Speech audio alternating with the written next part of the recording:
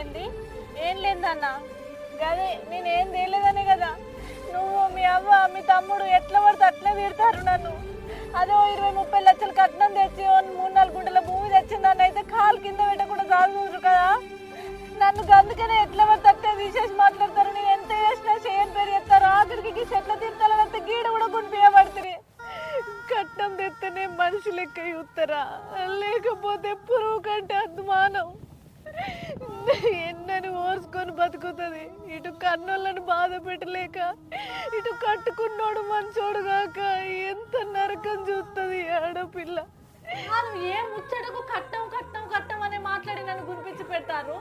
ఎందుకు ఇట్లా మాట్లాడతారో నాకు అర్థం కాదు. ఒక్క ఆడపిల్ల కట్నం లేకపోతే గిన్ని మాటలు అంటారా?